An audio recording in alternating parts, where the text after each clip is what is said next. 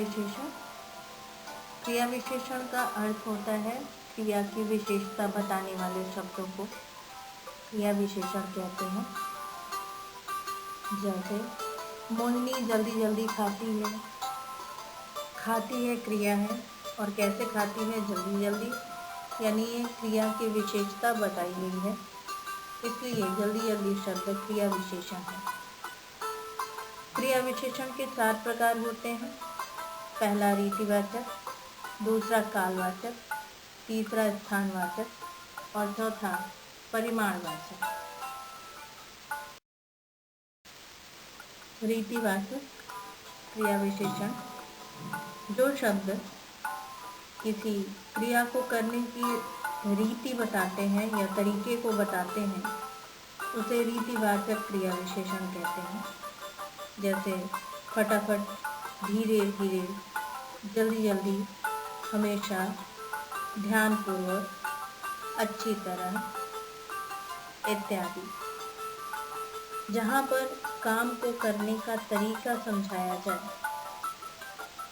उसे ही रीतिवाचक क्रिया विशेषण कहते हैं। अर्थात जैसे मोहिनी धीरे धीरे गाना गाती है, ध्यानपूर्वक पढ़ो, ये शब्द रीतिवाचक क्रिया विशेषण के उदाहरण हैं।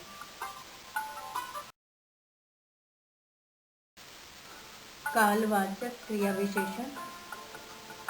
काल शब्द का मतलब होता है समय। जो शब्द किसी क्रिया के होने का समय बताता है, उसे कालवाचक क्रिया विशेषण कहते हैं। जैसे आज, कल, परसों, पहले, पीछे, कभी, अभी तक, सुबह शाम, अभी अभी, बार बार इत्यादि।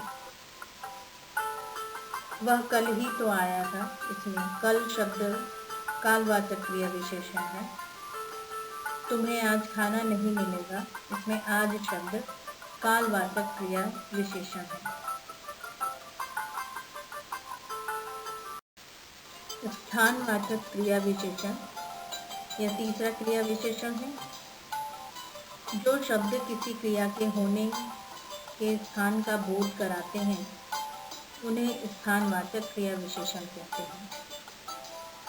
जैसे यहाँ अभी मत आओ, वहाँ चले जाओ, वह कहाँ गई है, बाईं ओर मुड़ जाओ, मैदान में बच्चे खेल रहे हैं, सामने देख कर चलो, नीचे केले का छिलका गिरा हुआ है, ऊपर चिड़िया बैठी है इत्यादि शब्द स्थानवाचक क्रिया विशेषण के उदाहरण हैं।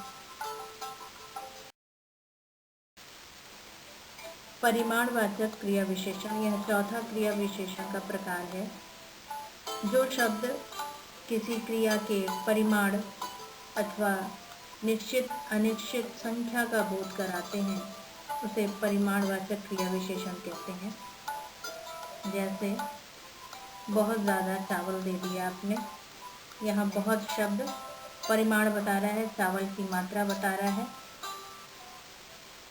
ज़्यादा मत सो, यहाँ ज़्यादा सोने के अर्थ में प्रयोग किया गया है, यह भी मात्रा को बता रहा है। पर्याप्त नींद लेनी चाहिए, यहाँ पर्याप्त शब्द मात्रा के अर्थ में बोध हुआ है उसका, इसलिए यह क्रिया विशेषण है। सर्वथा उचित बोलो, यहाँ सर्वथा शब्द परिमाण है। परिमाण का मतलब ही होता है मात्रा, और जहाँ पर मात्रा बताई जाती है, जो क्रिया की विशेषता होती है, उसे हम परिमाणवाचक क्रिया विशेषण कहते हैं। जैसे थोड़ी सी चीनी दे दो, यहाँ थोड़ी शब्द चीनी का बोध कराता है, और इसी कारण मात्रा का बोध कराने के कारण इसे परिमाणवाचक क्रिया विशेषण कहेंगे।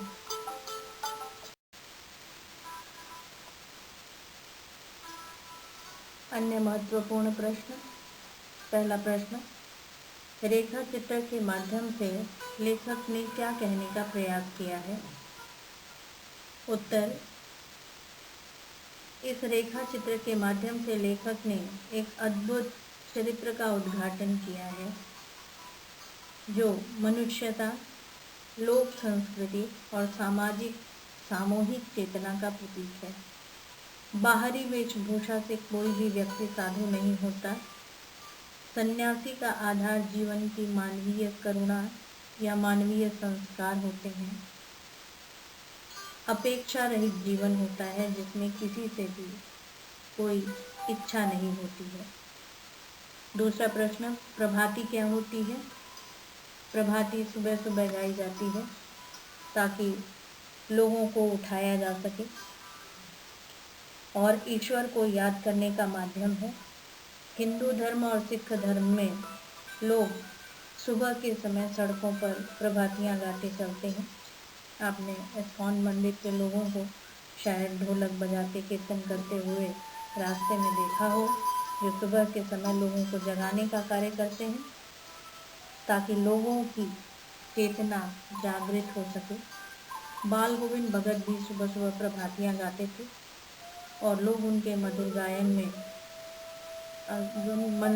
से अपने दिन का आरंभ किया करते थे।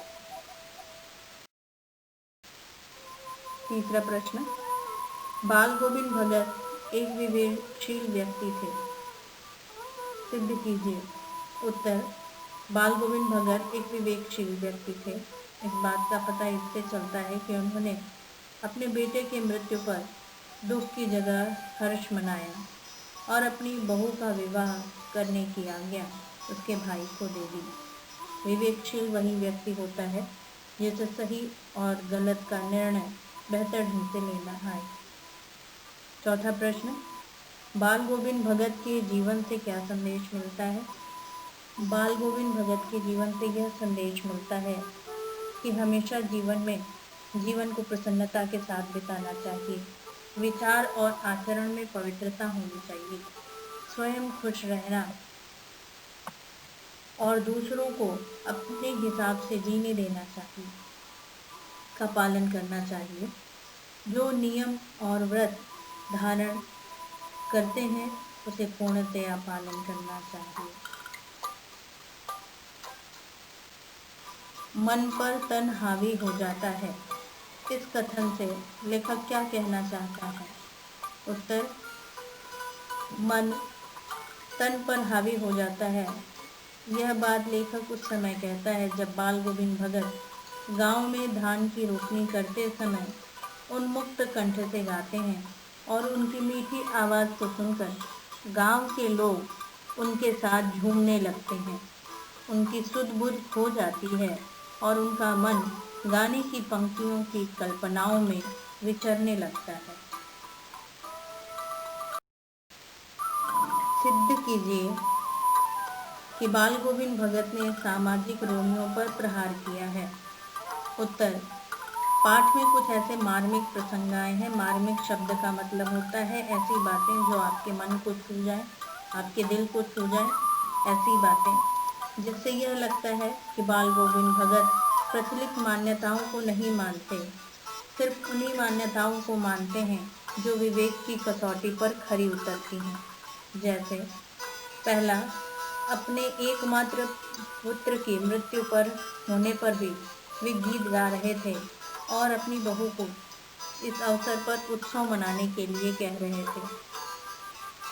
दूसरा, मृत व्यक्ति को मुखाग्नि दी जाती है और यह हिंदू धर्म में पुरुषों द्वारा किया जाता है, परंतु यह मान्यता उन्होंने तोड़कर अपनी बहू से मुखाग्नि दिलवाई।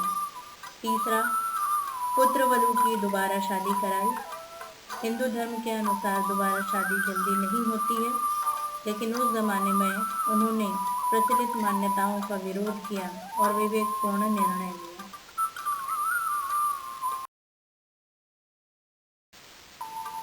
छठवां प्रश्न, कैसे कहा जा सकता है कि बाल गोविंद भगत जीवन के अंतिम चरणों में भी अपने नियम व्रत का निरंतर पालन करते रहे?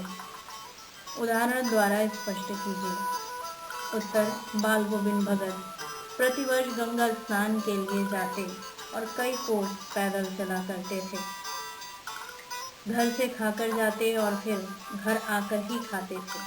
इसमें लगभग 4-5 दिन का समय लग जाता था, परंतु उन्होंने जो नियम बनाया था उसे कभी तोड़ते नहीं थे। सुबह नहाना, ईश्वर का भजन गाना, यह सारे कार्य उन्होंने जीवन के अंतिम समय तक पूर्ववत किया। पूर्ववत का अर्थ है जैसे पहले करते आ रहे थे वैसे ही किया। वृद्धावस्था का कोई असर उनके नियमों पर नहीं पड़ा। इस बात से यह पता चलता है कि उनका जीवन नियम और कानून से बंधा हुआ था।